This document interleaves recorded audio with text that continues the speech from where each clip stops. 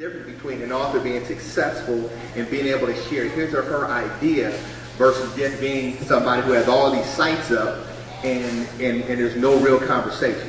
And when you're in these spaces, it's not just about selling. Because if you're there just pushing out information that my book's on sale, nobody's going to want to, I found that Facebook, the message, the component of it is almost like opt-in spam, because you get all kinds of stuff where people are pushing stuff versus creating a conversation and creating a relationship. Okay, so really the marketing game has changed in terms of how do you engage people versus just push information out. So now I'm just going to open up the floor to questions, and I'm just going to answer questions. If not, I can keep talking, but I want to make sure I can specifically address any questions that you might have. What are some ideas for effective ways to use Facebook if you have a fan page or Okay. Some of the things that I would think about from a Facebook fan page perspective is that you have. Okay. What are some effective ways to utilize Facebook fan pages and groups to expand your fan? First of all, you have to have content that's going to be interesting. So you have to give people a reason to come to the fan page. So that means that if you have a fan page and there's nothing new that's going up there on a regular basis, there's no reason for them to come back. And so now you have to give them really interesting reasons. So say, for instance, you might start an interview series where you post the interview there, and so people know that they're going to be interviewing people. Like last week, I did an interview with the owner of Vingerman's Dabney. And so there was a lot of people that had a lot of interest because of who he was. And so they went to my fan page, they began to put actual comments down. And so what began to happen is that other people would see it in their news feed. And so then other people who saw that they had made a comment, then they were starting to go to the fan page. So the first thing is that you have to regularly post content. It has to be something that's going to be interesting. And then you have to have things that are going to be interesting to your community. So bringing other people in or other content in is going to be key. Sometimes we think that it has to be everything that we create and it's all about us. It's not necessarily about that. People want to know the people that you're connected to. And if they know that you're going to be bringing in content and stuff that's different, then they're going to continue to go back to your fan page and they're going to start to tell other people about it. So I would think interesting content and then bring other resources that they were unaware of before. So I would use that as a way to kind of cross-promote. So I still promote through my other channels, but I would use that as another way to be able to put stuff out there to be able to cross-promote. So those are just two basic things. So I have a question. How do you get for the people from Facebook and Twitter to come back to your website where, you can get them to sign up for newsletters and just keep them in more on your website than out there on the social? How you have more control of it? Okay. Now the first thing I think that everybody should have, he's blowing up back there, I hear you. No, so everybody should have a hub that they own, first of all. So you don't own Facebook, you don't own Twitter, you don't own YouTube, you don't own any of those sites. You're renting on all of those sites. So that means that if those sites go down, because I had YouTube delete all of my videos. Now I still have the videos, but that means that all the views that were specifically set with those particular videos were gone. It just said that I have 14,000 views, but I got videos that have 80 views next to them. So at the end of the day, you have to first of all have a hub that you own. And then you connect all of these other things to them, okay? And so that's the first thing that you want to own and get your own domain name, get those things, have that set up. And then again, it goes back to regularly posting content, because what's going to happen is that you want to continue to post content on that particular site so that when people begin to look at your feed, that there is regular content that's coming out there that is going to be searchable in Google. So when people go to look for your name, then they'll begin to look. Every one of those posts has a unique URL. And so the first thing is to continue to post content. The other thing is to comment on other people's sites.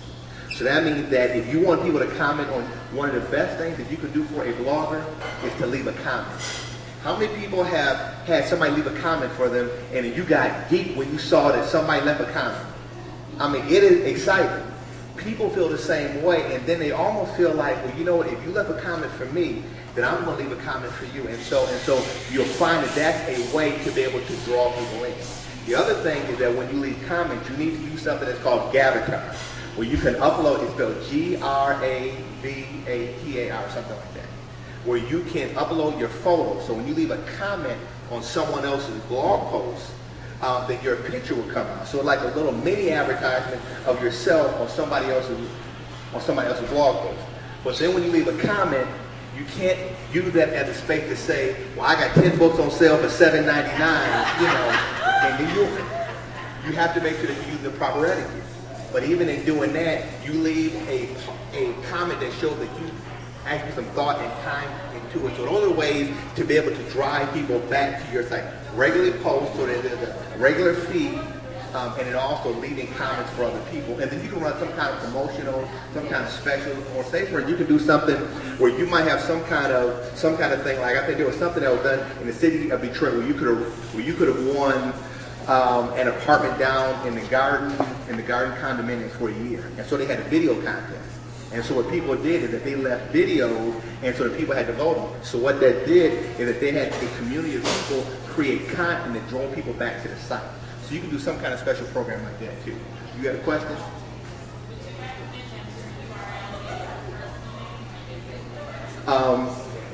There's a couple ways to do it. I have one for my own personal name, but then I have a business. So say, for instance, if you have a separate business, you might want to have one for the business, but I would always recommend that you do have one for yourself too.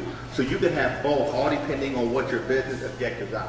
So it all depends on really what you want to do. If you're only going to have one, then I would say at a minimum have your name. Everybody should own your name. So when you blow up, then you don't have to go back and buy that from somebody else because they will hold you ransom. Started a website called www.jexpo.com. That's part of my name put together with books, Jill Exler Books. And I thought, this is a place where I would feel comfortable selling my book because there's no fee to list your book.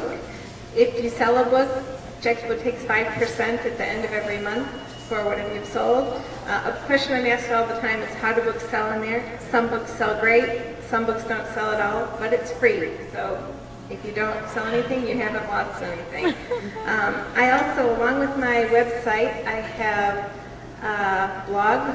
It's at jexpo.blogspot.com, and we regularly have interviews with self-published authors. If you'd be interested in being interviewed and put on my blog, I would love to have you. Just let me know. My email address is jill@jexpo.com, and I'd be thrilled to put you on our list of upcoming authors to hear from. We have a newsletter we send out once a month with tips for self-published authors and mom entrepreneurs like I am. And what other things do I have? I think that's all I have, but I am thrilled to help any self-published authors who have any questions because I've done all the same things all of you are doing. I've had to write a book, I have to take care of family, I have to get my book marketed, and it's a full-time job marketing it. I also do have a Twitter and a Facebook account, and all the books listed on Jexpo I mention on Twitter every day. So if you list, I also help you promote your book on Twitter. Anyone have any questions? No? Tell them they can get your stuff in the back. Oh, I have the copies of my materials are right here, and I have a business card also if anyone needs any more information. Thank you. Make their own ideas on a topic in the book, and their book reviews are both obviously on fiction and nonfiction. At the other end of the spectrum, some book reviews resemble simple plot summaries. It is important to obtain reviews outside of just your family and your friends, and we all know that oftentimes feedback from family and friends is biased. Everybody's going to think your work is good in your family or your friends. Okay, how are book reviews used? Book reviews are informative tools to other readers, provided that the reviewer has summarized the content, gives an analysis of what has been read, and reveals the core theme or purpose of the book. In other words, they tell other readers what the messages are in your book. The reviewer then speculates the topic, undertaking personal knowledge to discuss the theme, as well as assess the author's ability to express the same theme. Ultimately, the reviewer gives his or her overall opinion of your work. The idea is for the reviewer to convey thoughts, ideas, and sensations experienced while reading your work. This type of review informs a third party, analyzes and makes judgments based on the reviewer's experience, and allows the reviewer to express personal opinions, desires, and expectations. Now, how do you get your book reviewed? You network with local book club members, bloggers. You can sign up for a book tour. You can ask your publisher if they have contact information for book reviewers who have reviewed previous titles for other authors under their publishing house. You can send out press releases to media contacts offering review copies, and these are just a few of the ways to garner a book review. Most importantly, you always want to follow submission guidelines.